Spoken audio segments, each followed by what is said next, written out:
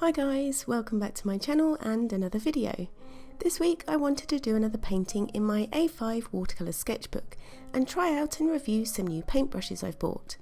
These are the Princeton SNAP brushes, which came in a set of 4.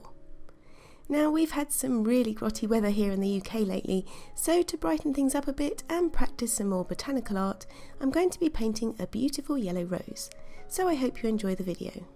All the materials I'm using will be listed in the description box if you want to go and check them out, so without further ado, let's get on with the painting.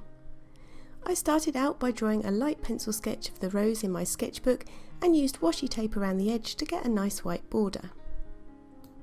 For this painting, I'm going to try and use each of the brushes in the set. The largest of the 4 is this 3/4 inch angle shader, which is possibly a bit big for this painting, but often if you think the brush is too big, it's actually the right size, so I guess we'll see. Also in the set is a round size 6 brush, a size 2 brush, and a size 0 brush. They are all made with synthetic white Taclon fibre, so can be used for watercolour, gouache or acrylic. They have quite a short handle, but I quite like that and think they feel really nice to hold. This range of brushes is from Princeton's Value series, and this set of 4 cost me £27, which I think is pretty good value for 4 brushes, and I'm hoping, as the name suggests, that they are good at snapping back into shape and maintaining a nice point, so I can get in some nice details on my rose. I decided to start off by painting in the darkest parts of the rose using the size 2 brush and some quinacridone gold hue from my Schmincke set of half pans. This was just to help map out the shape and form of the petals early on, which I like to do to simplify the painting process, especially when there are intricate details like with these petals. I went for this brush rather than the smaller size 0 brush, as I wanted to get into the small areas in the centre of the rose, but I also wanted to be able to soften out the edges with clean water, and using a smaller brush wouldn't be as effective for this. As I'd hoped, the brush, despite being softer than I was expecting, did hold a nice point, which gave me the control I was after. I also added in some dilute indigo to the shadow parts of the top petals too.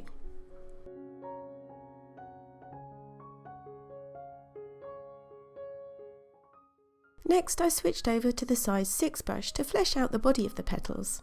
The paper had dried, so I re-wet the large petal at the front here before adding first cadmium yellow light and more quinacridone gold hue, letting the colours mix together on the damp paper. The larger brush was also easy to control and had the flexibility that you could use more of the belly of the brush for the larger areas or the tip of the brush for smaller areas.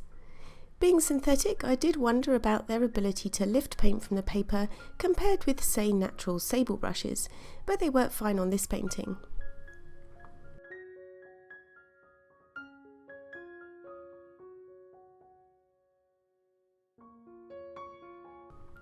I continued to use this brush to paint in some of the outside petals of the rose, which are reflecting more pink and lilac tones.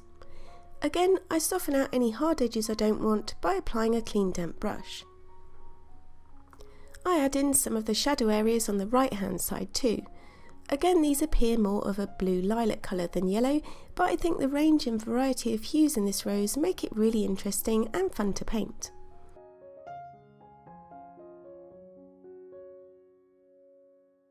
I also add some more peachy tones to the bottom petal too, before turning my attentions to the rosebud at the top here.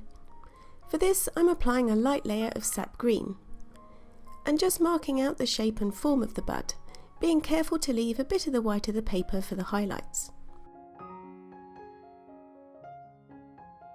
With the petals of the rose dry and having defined the main areas of light and dark within the petals, I can now go in and build up the colour intensity a bit with another layer. I'm still using the size 6 brush here, but with a less diluted quinacridone gold hue this time. I wanted to leave the top edge of the larger petal lighter, so just cleaned off my brush and used it quite dry to lift out some of the pigment here. I paint the other petals in the same way and drop in more concentrated quinacridone gold hue to the wet paper where the darker areas are, and let them bleed out softly to give a more natural look.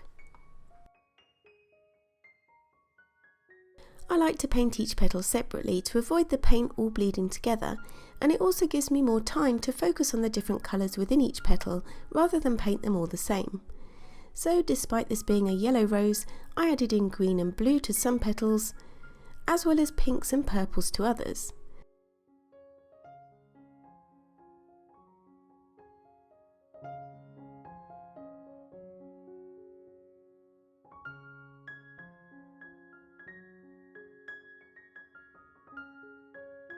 Now to try the smallest brush in this set, the size 0. Having added another layer of paint to the petals, I needed to make my darkest areas darker. This time I added slightly darker gold-brown watercolour and simply went over some of the dark areas I'd mapped out in the beginning to hype up the contrast a bit. This brush is super good for adding in details, but being that much smaller doesn't hold as much paint or water as the larger brushes. It's good if you want more control like I did in these smaller areas, but it does mean you need to keep revisiting your palette more frequently to load up with more paint. I think the same could be said of any small synthetic brush though, and it isn't specific to just this set. It was really nice to use though, and with its fine point easily enabled me to add even the smallest details like the veins on some of the rose petals.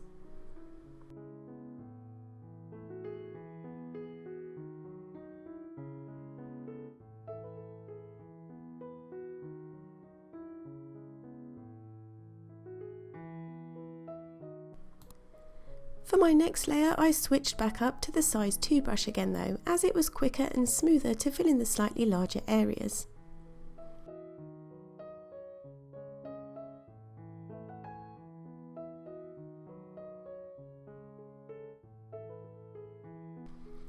By far my favourite brush in this set though is the size 6 brush, as being bigger it holds more paint and water and can also hold a really nice point.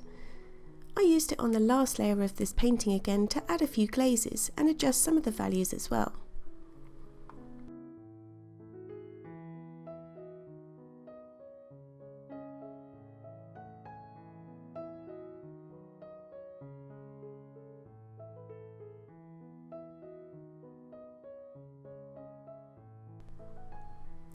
Okay, so now it's time to try out the angle shader, and I thought I'd use this to paint in a nice loose background. I started out by trying to pre-wet the area of paper around the rose using the corner of the brush, and then used the flat side of the brush to cover the larger area towards the edge of the paper. I did find this quite tricky though, because as I suspected, this 3/4 inch brush was a bit big and I found I couldn't really see around it well enough to paint round the petals neatly. Nonetheless, I carried on, and whilst the paper was wet, I dropped in some paint. I wanted to use colours that I'd used in the petals to try and tie the whole piece in together, so I used a mixture of mauve and indigo to start with, and used a paper towel to lift up any paint that went astray.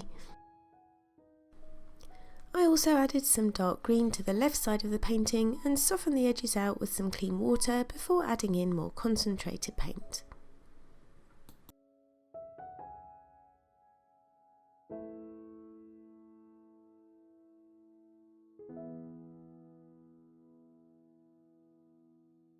I carried on around the flower using this method, and despite a few struggles was quite liking the effect.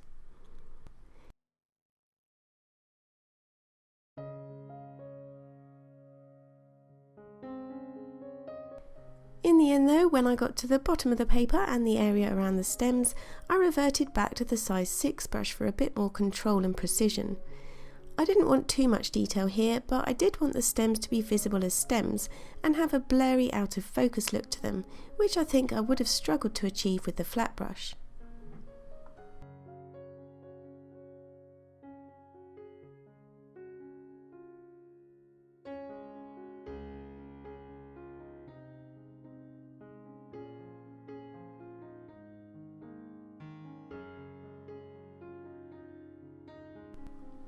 With that having all dried, I could then go in and finish up the rosebud at the top of the painting.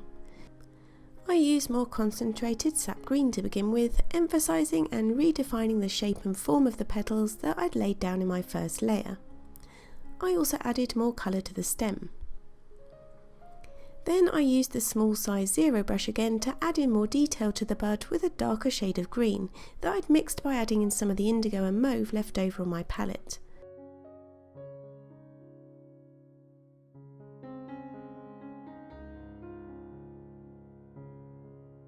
And whilst I had it in my hand, I redefined the darkest shadows in the centre of the rose again with more gold brown.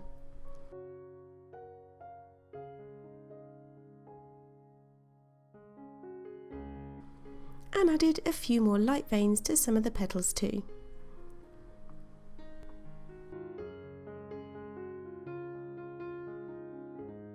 Next, I decided to go in with some of my Bleedproof white ink by Dr. Ph Martins to both add in a few bright highlights as well as use it to tidy up a few of the edges where the application of the background had been a bit scrappy earlier.